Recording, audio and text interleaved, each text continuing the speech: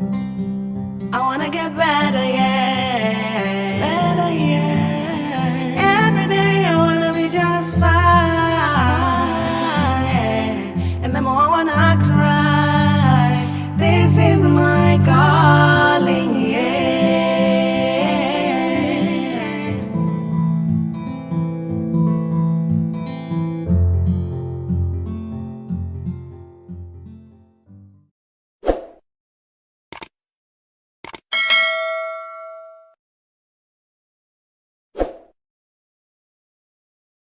Control to the ALS. This is the autonomous launch sequencer on board the rocket. It will take over command and control of the rocket.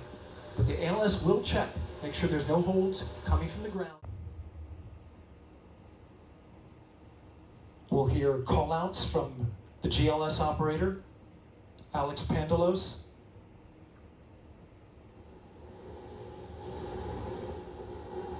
As well as NASA test director Jeff Spaulding. GLS is pre-tensioning the umbilicals at this very moment. You can see them as they run down the rocket. That's getting them ready to detach. At liftoff, those arms will swing away, let go of the rocket, clear out any hydrogen gas that may be there.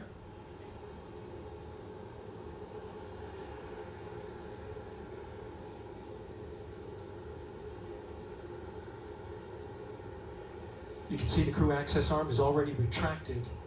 When there is crew during Artemis II, it would happen at T-minus 6 minutes. But out of abundance of caution, they went ahead and retracted the arm well ahead of liftoff. I want to point your attention to the base of the mobile launcher. If something wasn't done to reduce the power from the pressure caused by the rocket's ignition and thunderous sound, it could damage the rocket. So the ignition overpressure and sound suppression system will flood the mobile launcher with water.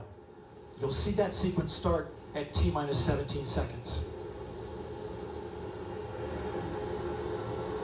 Now coming up in less than 30 seconds, the ground launch sequencer will start bringing the high energy systems online, starting with core stage pressurization.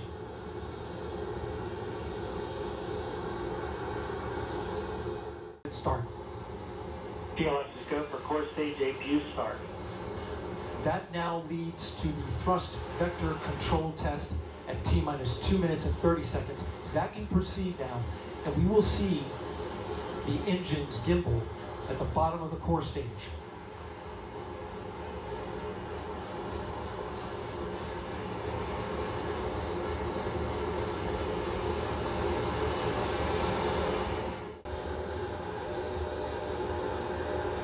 GLS is go for prep sequence 4. And in just a few seconds, GLS will close the core stage LOX vent, liquid oxygen. The white vapor cloud caused from the super cold gaseous oxygen condensing the water in the atmosphere will disappear. You see it coming out there now. And there it goes, it's closed. LOX vent closed, pressure rising in the core stage LOX tank to flight levels. Coming up in 15 seconds, look for that thrust vector control actuator test. Engines will gimbal.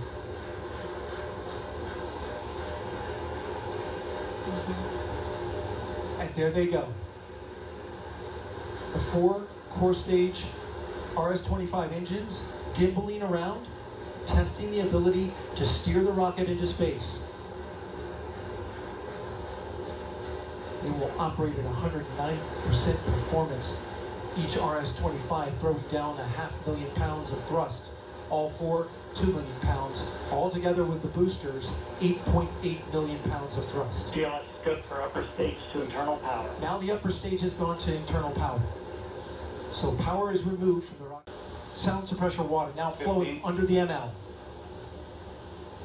And here we go. And Hydrogen burn-off igniters initiated. 7, 6, 5. Core stage engine start. 3, 2, 1. Boosters in ignition. And liftoff of Artemis I. We rise together back to the moon and beyond. That's nice. Yeah.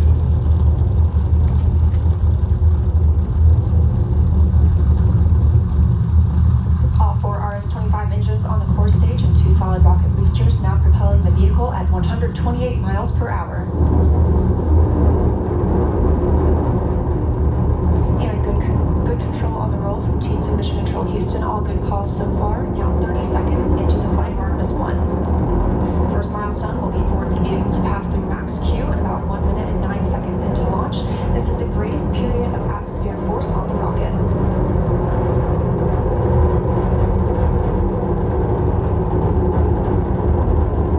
SLS now traveling 607 miles per hour.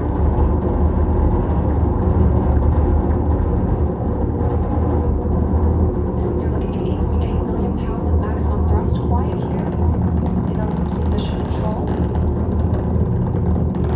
Full core stage engines throttling down ahead of passing through max Q.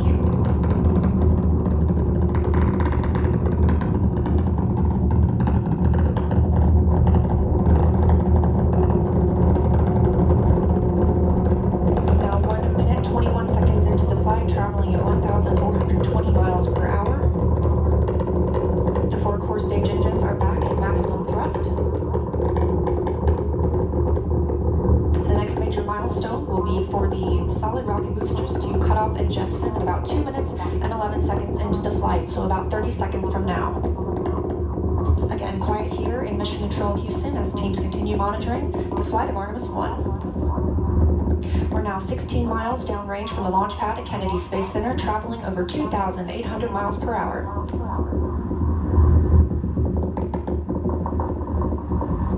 Standing by for solid rocket booster jettison and shortly thereafter.